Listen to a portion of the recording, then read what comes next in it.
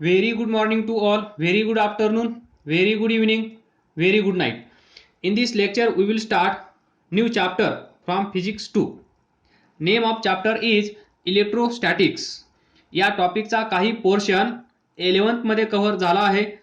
त्याचं कंटिन्युएशन असेल तुम्हाला 12th मध्ये आणि ते असेल from application of Gauss lodge.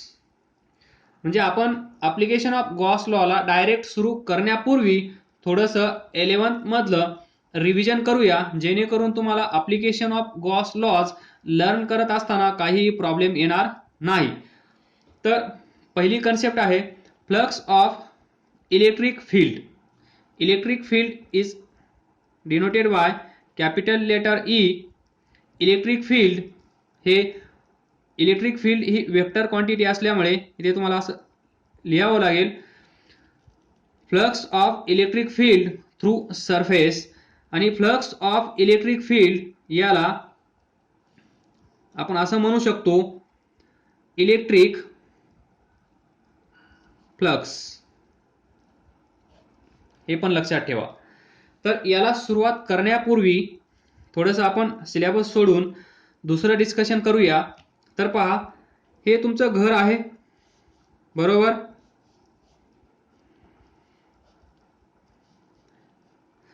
तर पाऊस सुरू आहे, त्याचप्रमाणे पाणी टंचाई पण सुरू आहे. तर लक्षात ठेवा, तुम्हाला सांगितलं कोणीतरी तुमच्या घरून हे पॉट घे आणि हे पाणी भरून घे. जे पावसाचं पाणी आहे ते भरण्यासाठी तुम्हाला कोणी सांगितलं तर तुम्ही काय कराल? हा पॉट आहे, बरोबर. हा पॉट आपल्याला पावसामध्ये ठेवायचा आहे आणि त्या ठेवण्या पाठीमागचा हेतू काय आहे? पाणी साठवणे. तर पाणी साठवण्यासाठी पाणी याच्यामध्ये गेलं पाहिजे.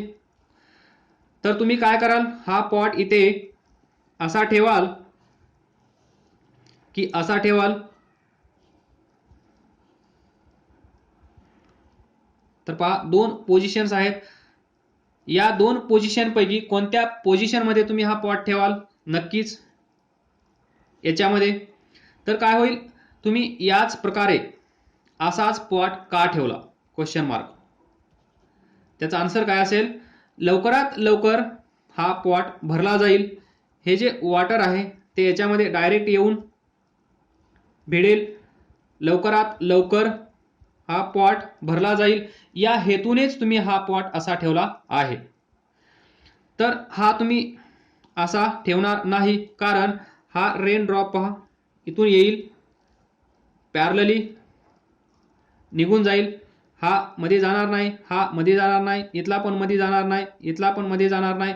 म्हणजे याच्यामध्ये वॉटर येणारच नाही. त्यामुळे तुम्ही असा ठेवणार नाही, बरोबर. हेच लॉजिक तुम्हाला या टॉपिकमध्ये प्रत्येक वेळेस यूज करायचं आहे. ही पोझिशन असेल लवकरात लवकर भरण्याची, ही पोझिशन असेल कधीच न भरण्याची.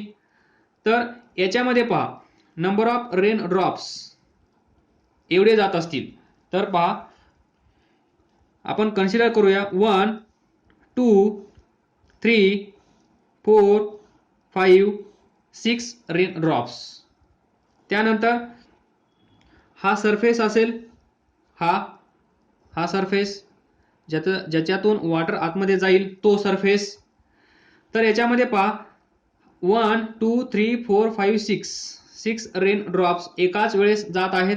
त्यावेळेस पहा, हा जो सरफेस आहे, हा सरफेस, हा सेंटर कन्सिडर करा, याचा हा एरिया वेक्टर कन्सिडर करा. तर इथून जाणारे सर्व ड्रॉप्स या सरफेस मधून किती असतील हे फाइंड करायचं असेल तर आपण काय करू? तर पहा, इलेक्ट्रिक फ्लक्स आपण कशा फाइंड करतो? Delta phi is equal to E bar dot delta S bar, म्हणजेच E delta S cos theta, where theta is angle between this electric field lines and area vector. E म्हणजे काय आहे? Electric field, delta S area vector, तर पहा हा असेल area vector delta S bar. याच direction मध्ये हे रेन ड्रॉप्स येत आहेत सर्व. तर this path of rain drops and this area vector, तर तुम्ही याला थोड्या वेळासाठी ई कन्सिडर करा. This E electric field lines. तर इन शॉर्ट इलेक्ट्रिक फ्लक्स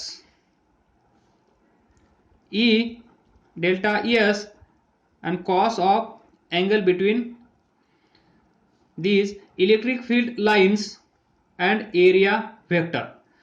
तर थोडंसं इथे रिलेट करण्याचा प्रयत्न करा.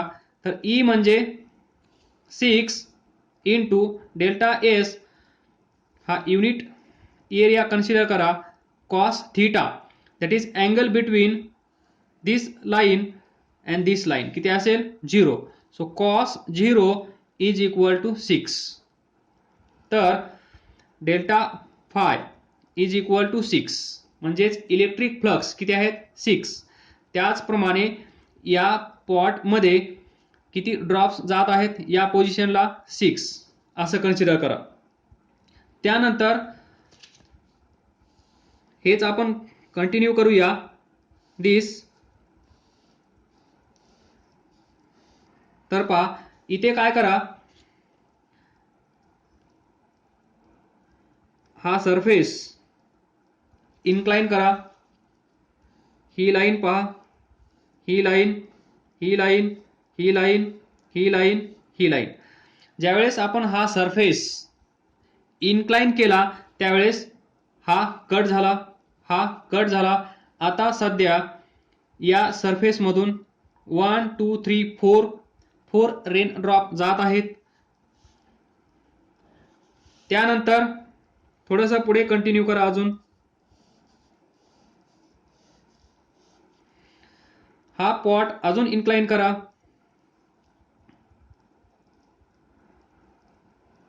या प्रकारे. तर पहा हा त्याच्यातून जाणार नाही, हा त्याच्यातून जाणार नाही. आता इथे किती जात आहेत 2. म्हणजे इट डिपेंड्स अपॉन ओरिएंटेशन. हा पॉट लवकर भरणार की उशिरा भरणार हे कशावरून डिसाइड करता येईल. दिस ओरिएंटेशन ऑफ दिस सरफेस, ज्याच्यातून वॉटर आतमध्ये येत आहे तो सरफेस.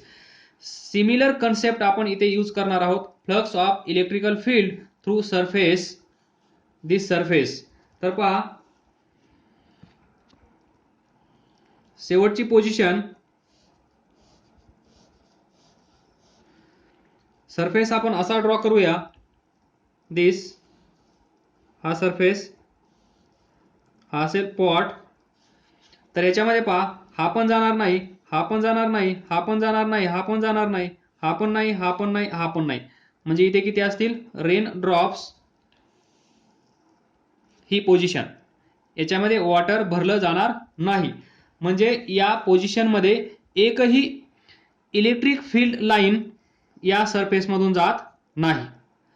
जर या सरफेस मधून एकही इलेक्ट्रिक फील्ड लाईन जात नसेल तर तिथे इलेक्ट्रिक फ्लक्स नसतील, म्हणजेच 0. जसं या पॉट मध्ये वॉटर नसेल त्याचप्रमाणे जर इथून इलेक्ट्रिक फील्ड लाईन जात असेल, इथून जात असेल, या सरफेस मधून जात नसेल तर तिथे इलेक्ट्रिक फ्लक्स किती असेल 0. हे आपण इथे फाइंड करू शकतो. Delta phi is electric flux given by E delta S cos theta. समजा ई ची व्हॅल्यू आपण 6 घेऊया. Area vector 1 cos theta. या पोझिशन मध्ये पहा हा असेल एरिया वेक्टर. या सरफेसला area vector is always perpendicular to this surface. हे लक्षात ठेवा. जो सरफेस आपण कन्सिडर करत आहोत, ज्या सरफेस मधून वॉटर आतमध्ये जात आहे किंवा ज्या सरफेस मधून इलेक्ट्रिक फील्ड लाईन्स आतमध्ये जात आहेत, त्या सरफेसला तो एरिया वेक्टर नेहमी एरिया वेक्टर कसा असतो परपेंडिक्युलर. आणि ही पाथ पहा इलेक्ट्रिक फील्ड लाईन्स, किंवा रेन ड्रॉपची पाथ या दोघांमध्ये अँगल किती आहे 90. तर इथे ठेवा cos 90. cos 90 ची value 0. So delta phi is equal to 0. त्याचप्रमाणे या पोझिशन मध्ये याच्यामध्ये वॉटर येत नाही, किती असेल 0. हे बाय फॉर्म्युला पण आपण सांगू शकतो. हे वॉटर ड्रॉप्स त्यांची पाथ म्हणजेच तुम्ही या टॉपिक मध्ये असं कन्सिडर करा या इलेक्ट्रिक फील्ड लाईन्स. तर तुम्हाला इमॅजिन करायला सोपं जाईल. हा सरफेस इमॅजिन करणं सोपं जाईल. या सरफेस मधून किती इलेक्ट्रिक फील्ड लाईन जात आहेत त्यावर डिपेंड असेल this electric flux. Next electric flux. Electric flux या टॉपिकसाठी सेपरेट नोटबुक बनवा, सेपरेट नोट्स बनवा. जसं मी लिहून दिलं आहे तसं लिहून ठेवा. तेच परत परत वाचा, नाहीतर परत हाच टॉपिक तुम्ही कुठल्या बुकमधून वाचला तर कन्फ्युजन होणार आणि हा टॉपिक तुम्हाला समजणार नाही. Electric flux depends on electric field. Electric field पहा इथे delta phi is equal to E delta S cos theta. Delta phi म्हणजे काय electric flux. Electric flux E electric field. Electric field. So we can write electric flux depends on electric field. आलं लक्षात.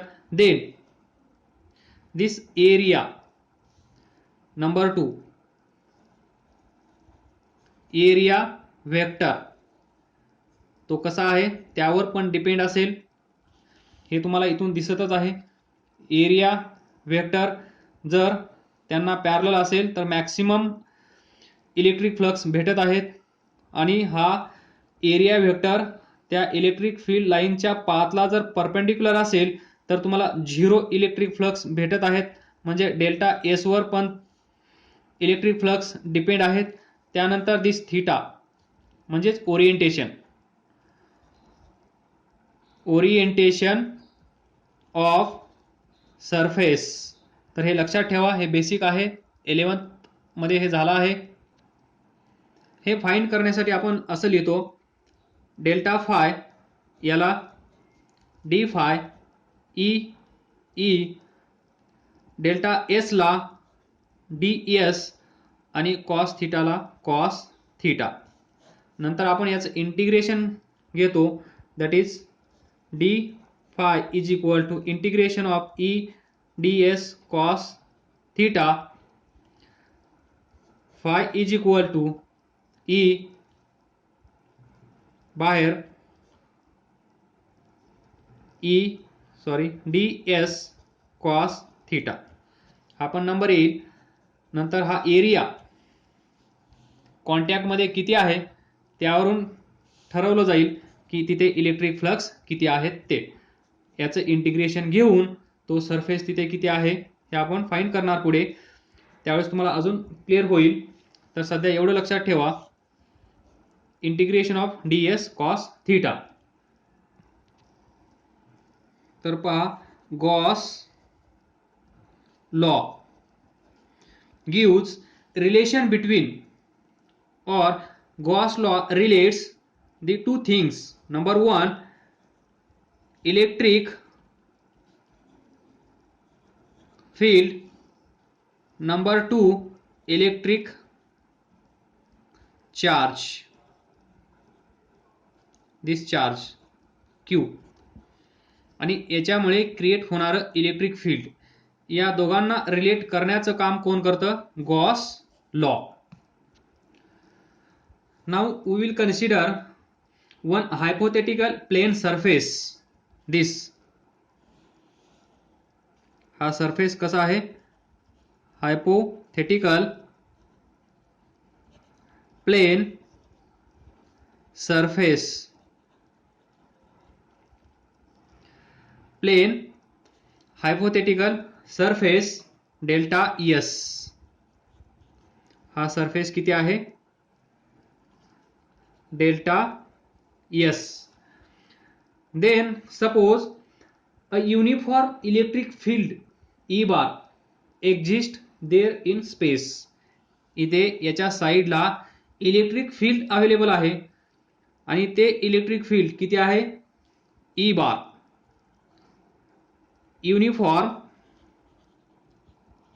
Uniform electric field that is E bar या स्पेसमध्ये available आहे. E bar. तर draw a line perpendicular to this surface to one side. या सरफेसला एक perpendicular line काढा. दिस सरफेसला जी लाईन परपेंडिक्युलर असते त्या लाईनला आपण काय म्हणतो सांगा? Area vector. जी लाईन या सरफेसला परपेंडिक्युलर असेल त्या लाईनला आपण म्हणतो area vector that is delta S bar. हा सरफेस किती आहे? Hypothetical plane surface delta S. या डेल्टा एस चा हा area vector delta S bar. आलं लक्षात? दिस या डायरेक्शन मध्ये. आणि यालाच आपण कन्सिडर करूया positive normal. Positive normal to this surface delta S. Area vector delta S bar त्याला आपण म्हणूया पॉझिटिव्ह नॉर्मल. नॉर्मल म्हणजे परपेंडिक्युलर. या सरफेसला ही लाईन कशी आहे? नॉर्मल म्हणजेच परपेंडिक्युलर कुणाला? डेल्टा एस ला. असं तुम्ही कन्सिडर करा. Is called as positive normal to delta S. Now consider let theta be angle between positive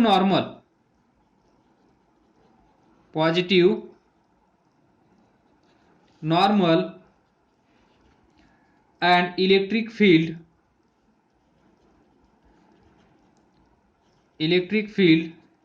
E bar.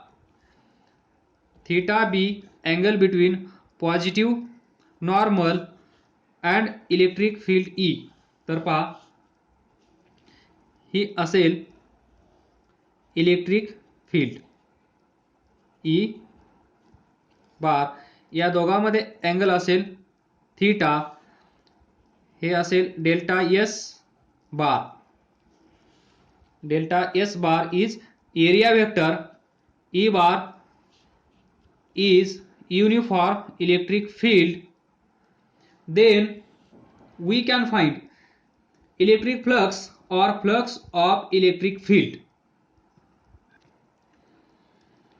अशी सिच्युएशन असेल तर आपण electric flux delta five calculate करू शकतो या दोघांचा डॉट प्रॉडक्ट घेऊन, किंवा E delta S cos theta. म्हणजेच इलेक्ट्रिक फ्लक्स याच्यासाठी तर पहा इथे ही ई बार हा अँगल किती आहे? थीटा. तर या इलेक्ट्रिक फील्डचा कंपोनंट अलॉंग दिस किती असतो? E cos theta. या साईडला ई साइन थीटा. तर पहा इथे या डायरेक्शन मध्ये असेल ई साइन थीटा. इथे व्हर्टिकली अपवर्ड असेल ई कॉस थीटा. तर इथे पहा E cos theta into delta S. E cos theta into delta S म्हणजे हा कॉम्पोनंट, जो कॉम्पोनंट या इलेक्ट्रिक फील्डचा एरिया वेक्टरच्या अलॉंग आहे त्या दोघांचा product. Scalar product dot product. तर यालाच आपण असं लिहू शकतो E bar dot delta S bar by A bar dot B bar म्हणजे काय असतं ए बी कॉस थीटा. हे माहित आहे तुम्हाला. हा ए बार हा बी बार अँगल थीटा. तर ए बार डॉट बी बार म्हणजे काय ए बी कॉस थीटा. तर सेम सिच्युएशन इथे आहे. ए बार म्हणजेच डेल्टा एस बार आणि बी बार म्हणजेच E bar.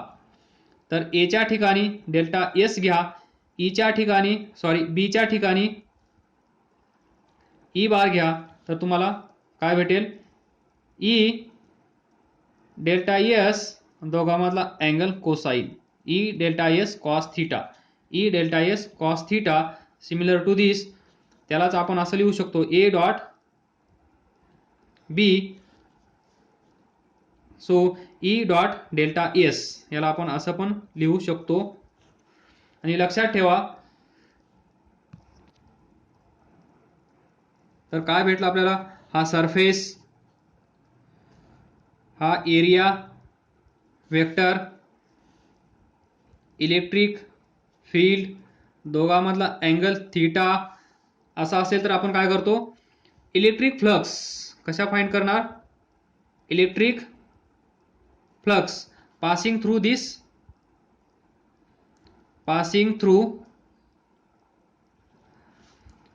this surface is given by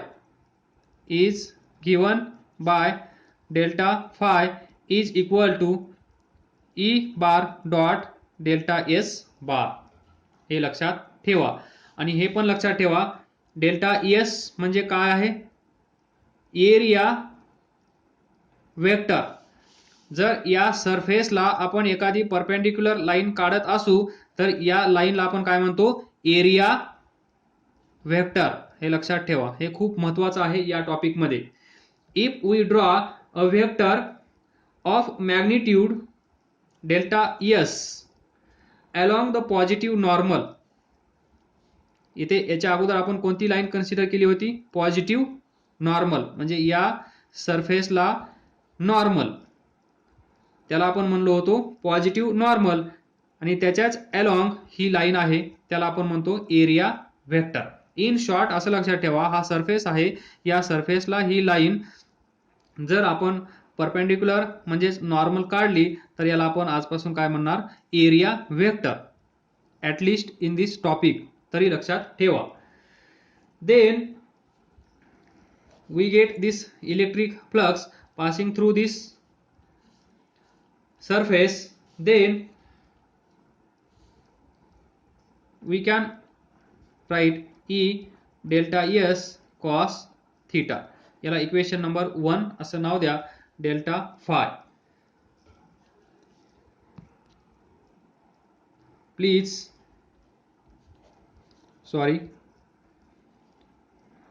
note direction of area vector is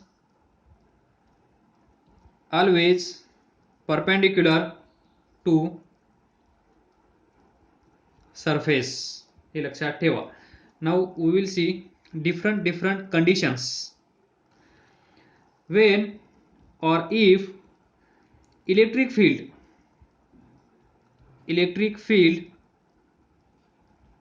is perpendicular to surface.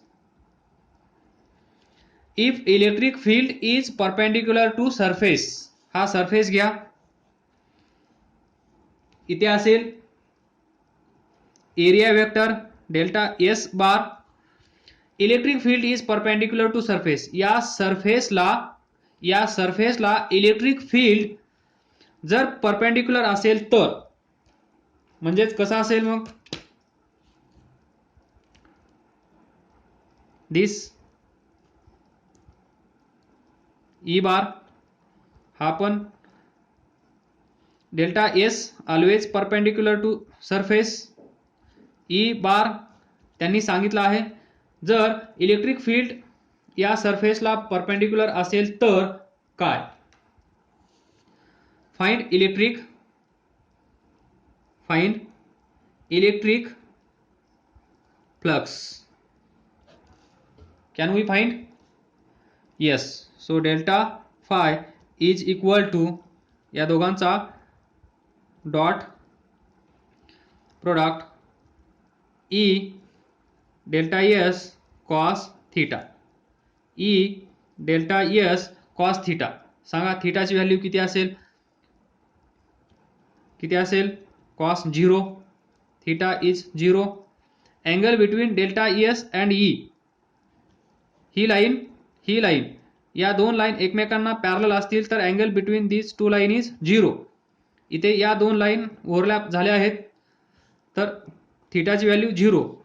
So delta phi is equal to काय असेल? E delta S maximum electric flux कधी असतील? असं असेल तर या situation मध्ये इलेक्ट्रिक फ्लक्स कसे असतील? मॅक्सिमम. लक्षात ठेवा. When E bar that is electric field is perpendicular to surface. Please note here. See here delta S and E bar हे दोन एकमेकांना कसे आहेत? पॅरलल. प्रत्येक वर्डचा तुम्हाला फायदा होईल जे आपण डिस्कस करत आहोत ते. Next number 2. If electric field is opposite to area vector.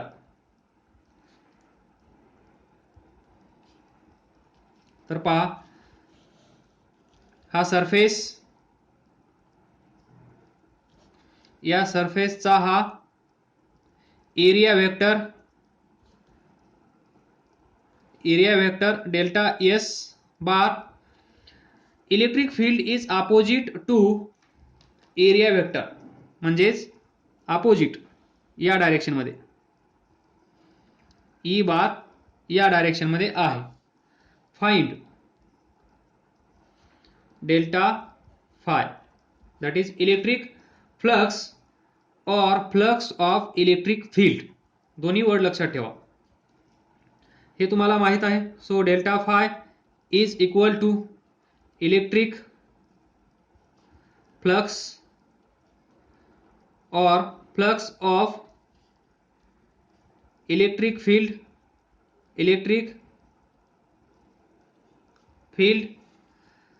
is given by E bar dot delta S bar. Again we can write E delta S cos theta. तर सांगा what is value of theta here? कोण सांगेल? Angle between, this is theta, angle between area vector and electric field. Theta is angle between area vector and electric field.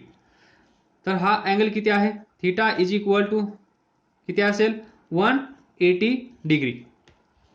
मान्य आहे सर्वांना? तर put करा इथे E delta S cos 180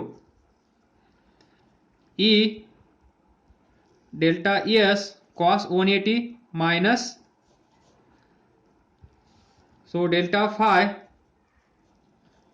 that is electric flux is equal to minus E delta S. Now third condition,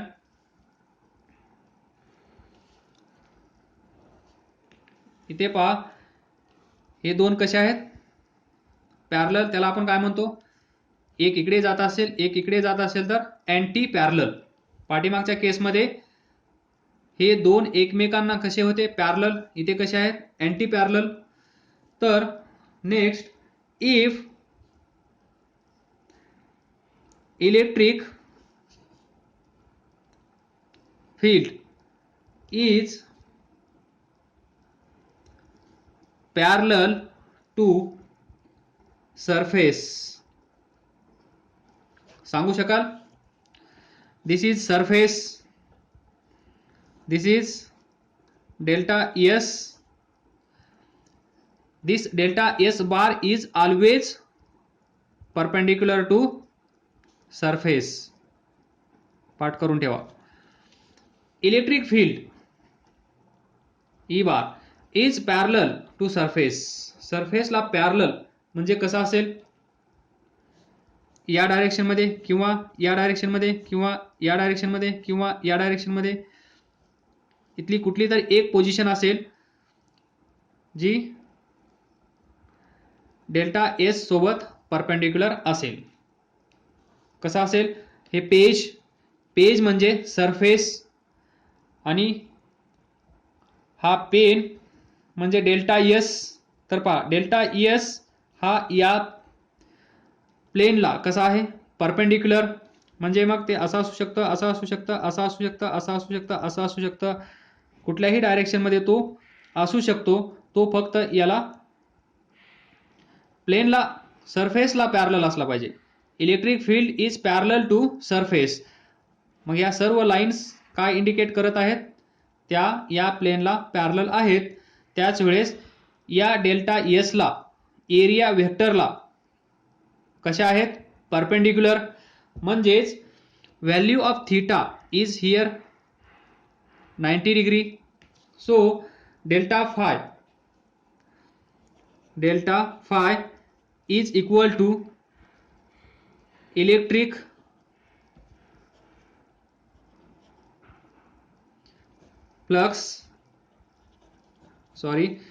flux किंवा flux of electric field, and it is given by E bar dot delta S bar. We can write E delta S cos theta. We know theta 90. E delta S cos 90. सांगा delta phi is equal to 0. It is very similar to rain, this spot. आलं लक्षात? ही position म्हणजे दिस. याच्यामध्ये एकही drop जाणार नाही. म्हणजे electric field मुळे जे फ्लक्स तयार होतील ते फ्लक्स किती असतील?